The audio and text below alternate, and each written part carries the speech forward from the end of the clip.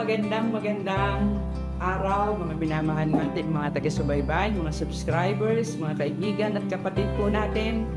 Nakasama namin na nag-aaral ng ating lesson review ng Solid Rock Ministry. Magandang araw po sa inyo. Kami po nagkaganap sa taong ito ng 2025. Tayo po ay muling magkakasama-sama. At atin pong mithiin na lalo pa po nating maipanaganap ang salita ng ating Panginoon sa taong ito.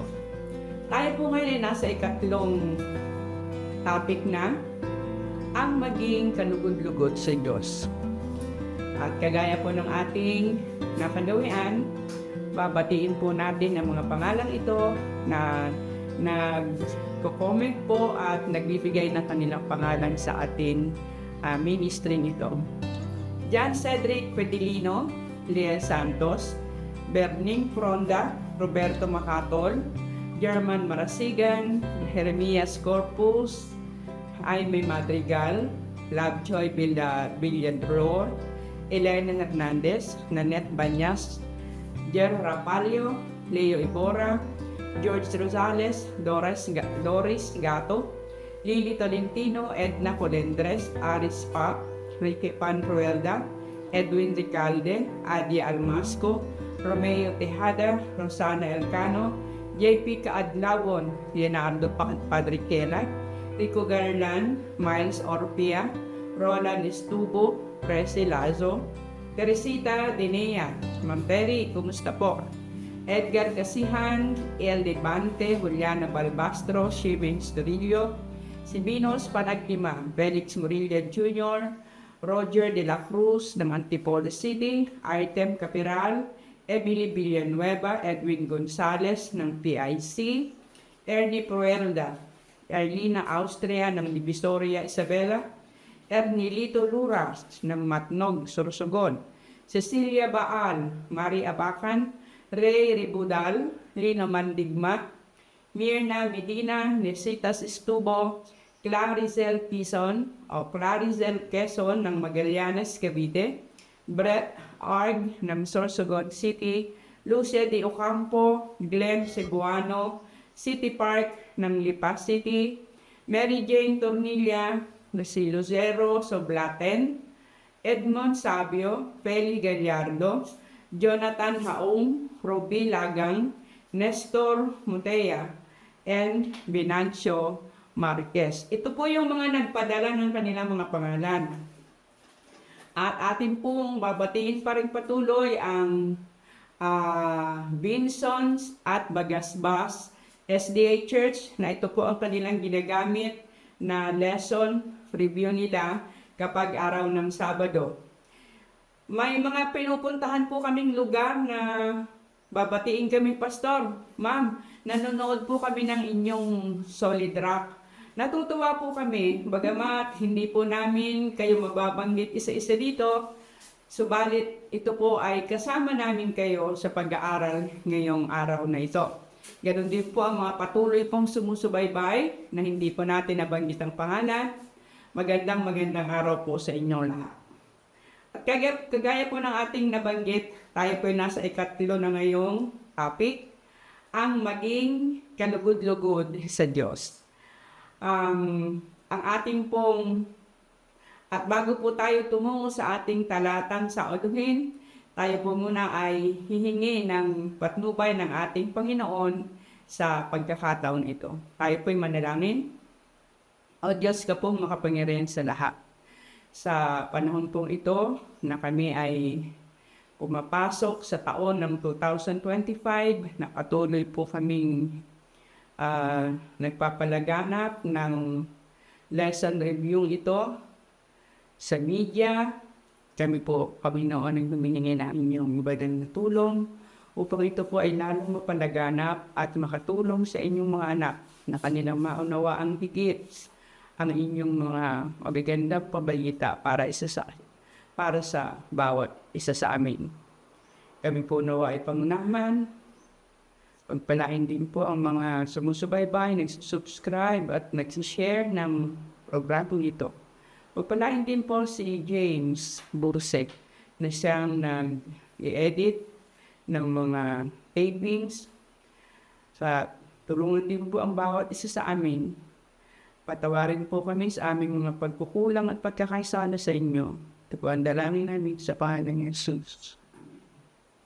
Ang ating pong talatang sa uluhin ngayon ay ating pong makikita sa Zephaniah 3:17.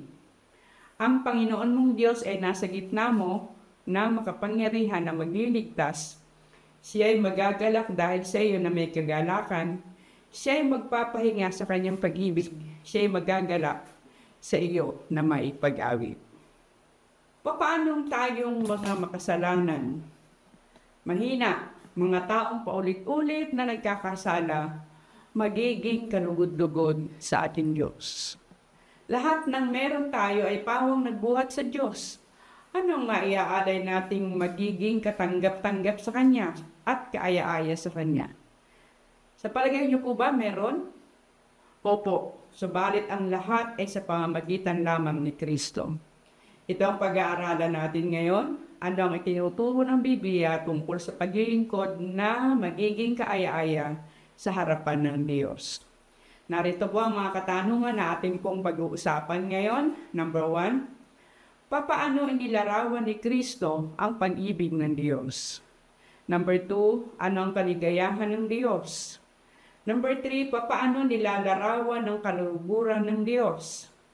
At number 4, papaano tayo magiging kalugod-lugod sa Diyos?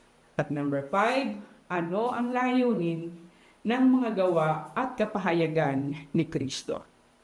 Balikan po natin ang question number 1. Papaano inilalarawan ni Kristo o inilarawan ni Kristo ang pag-ibig ng Diyos? Okay, magandang araw po muli sa inyo lahat, mga minamahal mga kapatid. Ngayon po ay titingnan po natin ang sinasabi ng banal na kasulatan sa Lucas 15:20 hanggang 24. At siya'y nagtindig at pumaroon sa kanyang ama, datapot samantalang nasa malayo pa siya, ay natanawan na siya ng kanyang ama at nagdadalang habag at tumakbo, at niyakap siya sa leeg at siya'y hinagkan. At sinabi ng anak sa kanyang ama, nagkasala ako laban sa langit at sa iyong paningin, hindi na ako karapat-dapat na tawaging anak mo. Datapot sinabi ng ama sa kanyang mga alipin, dalhin ninyo rin madali ang pinakamabuting balabal at isuot niyo sa kanya at lagyan niyo siya ng singsing. Lagyan niyo ng singsing ang kanyang kamay at mga panyapap ang kanyang mga paa. At kunin ninyo ang pinatabang guya at inyong patayin at tayo magsikain at mga katuwa. Sapagkat patay na ang anak kong ito at muling nabuhay, siya'y nawala at nasumpungan at sila'y nagpasimulang mga katuwa. So, kung ating pumumpisahan ang pagbasa sa talatang 11, at tatapusin natin hanggang sa 32, subalit pinili lang natin itong maikling porsyon lamang sapagkat para huwag humaba yung ating oras na pagbabasa. Ano po? Alam po natin yung background nito na ang sabi ng Panginoon, ang kaharian ng langit ay katulad nito. Ano po? Yung isang anak na lumaya sa kanilang tahanan matapos na kunin yung kanyang bahagi na marapat sana'y kanya lamang kapag namatay na yung kanyang ama, siya'y pumunta sa ibang lugar at kanyang naubos yung kanyang kayamanan. Nano ba't ibig na niya kumain kahit pagkain ng baboy, subalit walang magbigay sa kanya. So makita natin gaano kahirap yung kanyang kinalagyan dahilan sa kanyang mga kapasyaan. Datapot naalaala niya yung kanyang ama na sa kanyang ama, lahat ng mga alipin ay parating busog at sagana. Kaya sabi niya, ako'y uuwi upang maging alipin na lamang sapagkat hindi na ako karapat-dapat na maging anak. Datapot alam po natin, kagaya ng binasa, na nang makita siya ng kanyang amang malayo pa, sinalubong na, niyakap, hinagkan, nilagyan ng singsing at pagkatapos, ipinag-utos na ipaghanda siya at pinatay yung pinatabang hayop na kanilang maihahanda upang sila ay magkatuwa sapagkat ang wika, ang anak ko'y patay na, datapwat muling nabuhay. Mga minamahal, ganito raw po ang pag-ibig ng ating Diyos Ama. Kung tutusin, hindi na tayo karapat-dapat. Subalit sa Diyos, walang hindi karapat-dapat, tayong lahat ay Kanyang minamahal. Ang kondisyon lamang ay tayo ay kumilala na siya'y nagmamahal sa atin, tayo'y bumalik sa Kanya at hindi kinakailangang tingnan kung ano yung ating nakaraan, ang tinitingnan ng Panginoon ngayon at ang hinaarap. Ganyan po kadakila ang pag-ibig ng Diyos na inilarawan na Kristo sa pamagitan ng isang talinhagang ito. Pag-ibig na hindi mo masusukat kung gaano kadakila. Kaya mga minamahal, ang ating Diyos ay parating handa na tayo'y tanggapin sapagkat ang kanyang pag-ibig kailanman hindi natatapos. Kailanman hindi nawawala. Kaya lang, wala siyang karapatan maliban ating kilalanin at ating tanggapin. Okay, at ngayon po sa ating pangalawang katanungan, ano ang kaligayahan ng Diyos? Ayan, atin naman pong titingnan dyan sa Sophonias 3:17. Ano po ba ang sinasabi? Ang Panginoon mong Diyos ay nasa gitna mo na makapangyarihan na magliligtas. Siya'y magagalak dahil sa iyo na may kagalakan. Siya'y magpapahinga sa kanyang pag-ibig. Siya'y magagalak sa iyo na may pag-awit. Sinasabi po, ang Diyos ang kanyang kagalakan, tayo'y kanyang makasama. Kaya ang wika, siya ay nasa kalagitnaan natin, siya ay tumatahang kasama natin sapagkat gusto niya na tayo ay kanyang makasama. Tayo ay kanyang mapagpala at tayo ay magkaroon ng kapanatagan. Ganyan din po ang sinasabi sa Efeso 5:25 hanggang 28. Mga lalaki, ibigin ninyo ang inyong asawa, gaya naman ni Kristo na umiibig sa Iglesia, at ibinigay ang kanyang sarili dahil sa kanya, upang kanyang pakabanalin ito na nilinis sa pamamagitan ng pag-uugas ng tubig na may salita, upang ang Iglesia ay maiharap sa kanyang sarili na maluwalhati, na walang dungis o kulubot, o anumang gayong bagay, kundi ito'y nararapat maging banal at walang kapintasan. Gayon din naman, nararapat ibigin ng mga lalaki ang kanya-kanyang sariling asawa na gaya ng kanilang sariling mga katawan. Ang umiibig sa kanyang sariling asawa ay umiibig sa kanyang sarili. So, mga minamahal, dito po ang pinakapunto na sinasabi ng ating Panginoon. Kinakailangan tularin natin yung kanyang pag-ibig. Ano ba yung kanyang pag-ibig? Ang wika riyan, ang gumagawa ng anuman sa kanyang asawa ay ginagawa sa kanyang sarili. Ang umiibig sa kanyang asawa ay umiibig sa kanyang sarili. Ibig sabihin, ang pag-ibig ng Diyos ay kagaya ng pag-ibig niya sa sarili, ang pag-ibig niya sa atin. So, sabi ni Kristo, anuman ang ginagawa sa inyo, sa akin ginagawa. Kasi ganun po kadakila ang pag-ibig ng Diyos sa bawat isa sa atin. Ang kanyang pag-ibig sa atin ay kasing halaga ng kanyang pag-ibig sa sarili. At ito ang ibig ng Panginoon na ating gawin sa ating mga asawa at gayon din sa buong iglesia. Sapagkat ang wika, ibinigay ni Kristo ang lahat para sa ating katumbusan, para sa ating kaligtasan, sapagkat tayo ay kanyang minamahal. So makita po natin na sinasabi sa Isaiah 53 na yung kinalugdan ng Panginoon na mabugbog siya. Bakit? Sapagkat yung bubog na para sa atin ay tinanggap niya sa kanyang sarili sapagkat kung gaano niya mahal ang sarili, gano'n niya tayo kamahal. Handa siyang ibigay ang kanyang sariling buhay alang-alang sa ating kaligtasan sapagkat walang ibang kasiyahan ng Panginoon makatahang kasama natin. Okay po, maliwanag po ang ating usapan. Ngayon naman po sa pangtatlong tanong, paano inilalarawan ang kaluguran ng Diyos? Ayan, tingnan po natin sa Isaiah 43:4. Yamang ikaw ay naging mahalaga sa aking paningin at kagalang-galang at aking inibig ka, kaya't magbibigay ako ng mga tao na pinakatubos sa iyo at ang mga bayan na pinakatubos sa iyong buhay. Ang Diyos dahilan sa kanyang kaluguran, dahilan sa kanyang pag-ibig, para sa bawat isa sa atin, magbibigay siya ng pangtubos. na para sa ating kaligtasan. Sapagkat kagaya nga po na sinabi ko, walang ibang kaligayahan ng Panginoon na makita tayo'y maligaya. Walang ibang kapayapaan ng Panginoon makita tayo ay payapa. Walang ibang kagalakang mamuhay ang Diyos makita tayo ay nabubuhay na kasama niya magpasa walang hanggan. Tingnan po natin sa awit 149:4. Sapagkat ang Panginoon ay nalulugod sa kanyang bayan, kanyang pagagandahin ang kaligtasan, ang maamo. So, makita po ninyo kung gaano talaga ang ibig ng Panginoon na magbigay ng kaligtasan sa bawat isa sa atin. Datapot siya'y nasasaktan kapag tayo'y nagkakasala, lalo tigit kapag tayo'y nagkakasala sa ating kapwa. Tingnan natin sa Kawikaan 15:8 at 9. Ang hain ng masama ay kasuklang-suklang sa Panginoon, ngunit ang dalangin ng matuwid ay kanyang kaluguran. Ang lakad ng masama ay kasuklang-suklang sa Panginoon, ngunit iniibig niya ang sumusunod sa katwiran.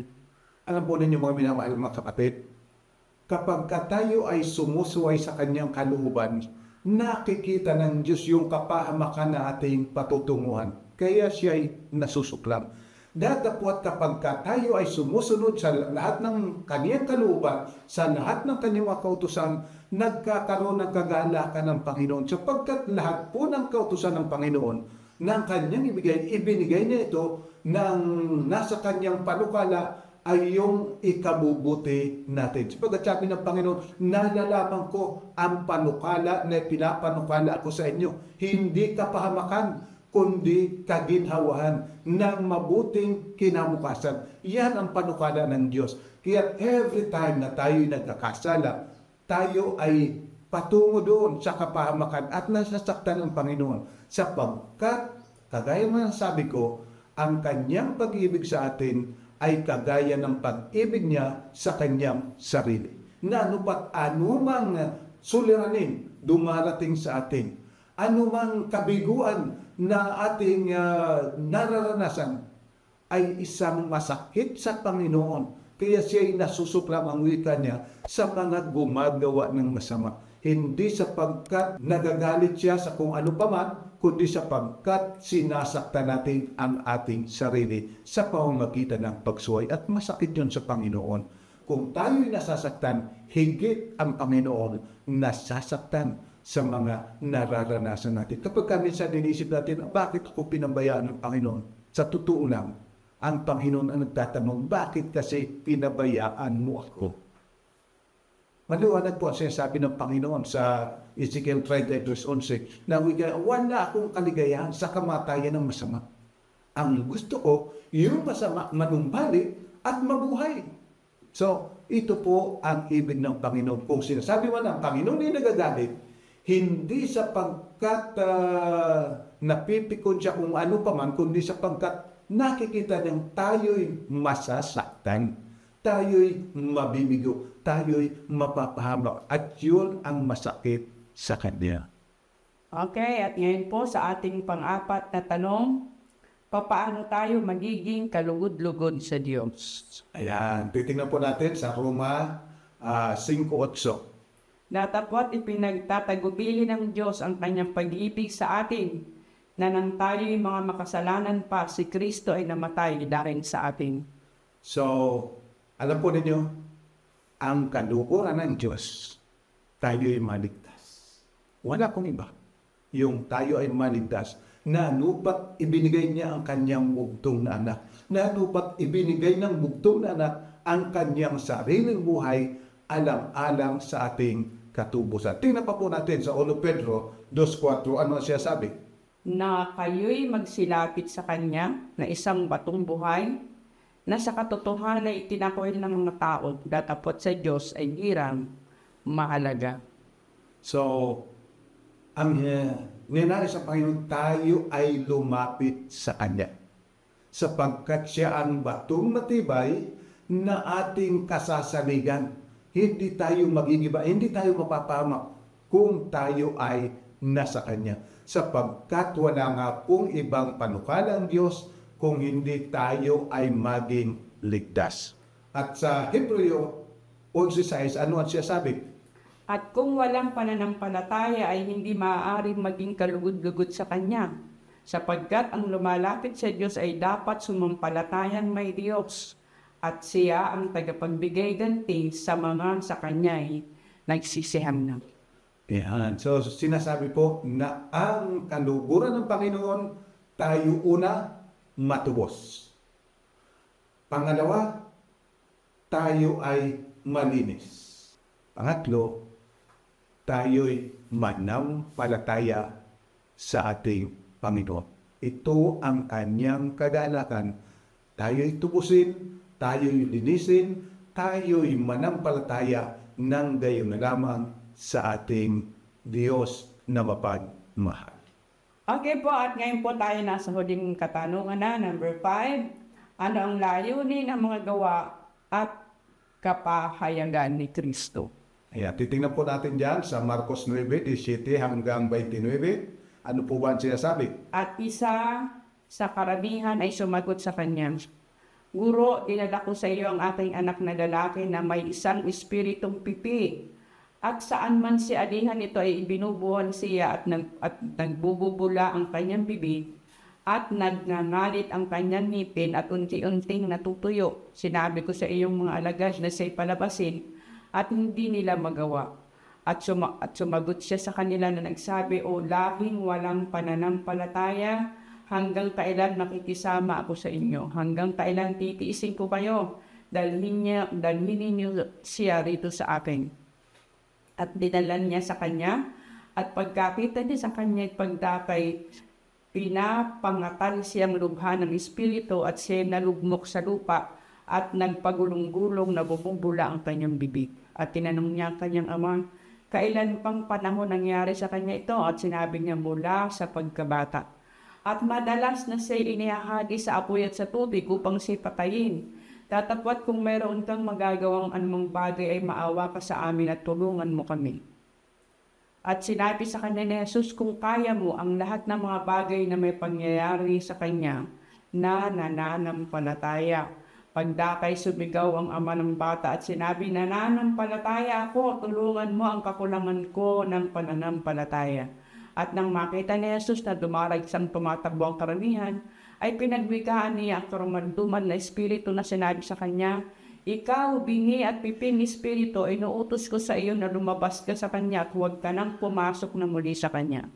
At nang makapagsisigaw at nang siya'y makapangatan na mainam ay lumabas siya at ang batay naging anyong patay.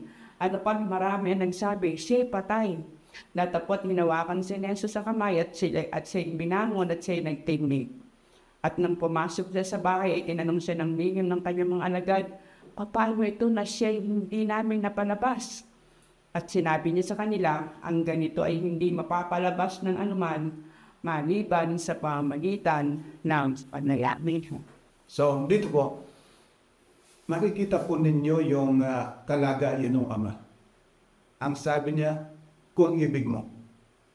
Sabi ng Panginoon, kung ibig ko, kinakailangan panampalataya na natin na ibig talaga ng Diyos ang ating kaligtasan, ang ating kabutihan, ang ating kagalingan. At ipinakita ito ng Panginoon ng kanyang pagalingin ang batang ito. Sabi ng Ama, Panginoon, tulungan mo po ang aking pananampalataya. So, ibig ng Panginoon, manampalataya tayo, manalig tayo sa kanyang pag-ibig para sa bawat isa sa atin. At higit sa lahat, matutunan din natin, ibigin natin ang iba kagaya ng pag-ibig ng Diyos sa kanila. Malimit po nangyayari para bagang hindi natin maibig yung ating kapwa na gaya ng pag-ibig ng Panginoon.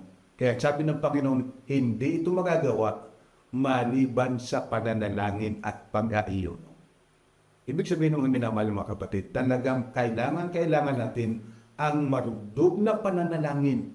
Kung kinakailangan pa nga tayo'y mag-ayuno para lang ating makita yung dakilang pag-ibig ng Diyos sa bawat isa sa atin at matutunan nating ibigin at mahalin ang ating kapwa na gaya ng ating sarili. Kung paano natin minamahal ang ating sarili, ganun natin mahalin ang ating kapwa. Sapagkat ang Diyos ay gayon. Kung paano niya minamahal ang kanyang sarili, gayon niya tayo minamahal.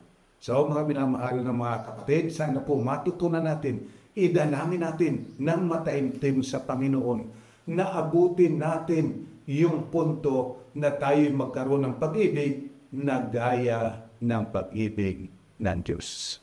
Okay, at dyan po natatapos ang ating talakayan sa araw na ito. At upang mas lalo po nating maunawaan ang ating mga pinag-aralan, iiwan po namin sa inyo ang mga summary ito na mas makakapagpagaan ng ating pagkaunawa. Number 1, ang pag-ibig ng Diyos, walang kaakibat na mga kondisyon. Mahal tayo niya anuman ang ating kasalukuyan o nakaraang buhay. Pangalawa, ang kagalakan ng Diyos ay makatahang kasama ng kanyang bayan. Pangtatlo, ang ating katubusan, kaligtasan, kapayapaan, ang kaluguran ng Diyos. Pang-apat, ang pagkakaroon ng pananampalataya sa pag-ibig ng Diyos para sa lahat, ang nakakapagpalugod sa Diyos. At pang-lima, layunin ng pagkakatawang tao at ministeryo ni Kristo na mahubog sa atin ang pananampalataya at pag-ibig. So, mga minamahal, sana po ay nakatulong uli itong ating maikling pag-aaral na ito. Tayo po isama-samang manalangin.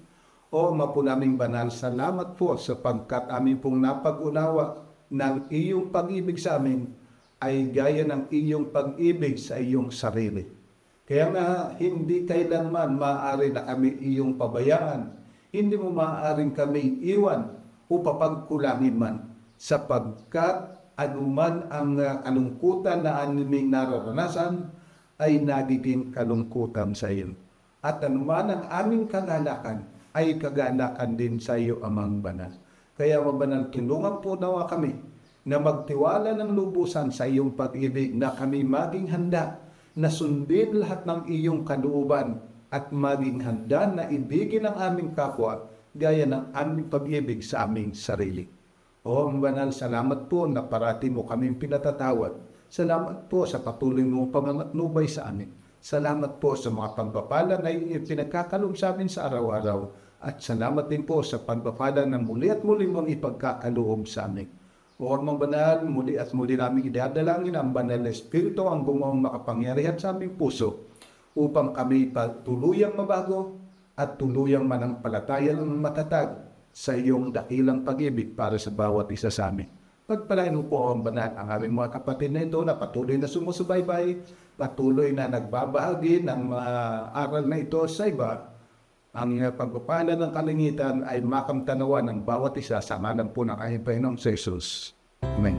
So mga minamahal, hanggang sa susunod pong linggo, tayo'y muling magsama-sama sa pag-aaral ng salita ng Diyos. God bless folks.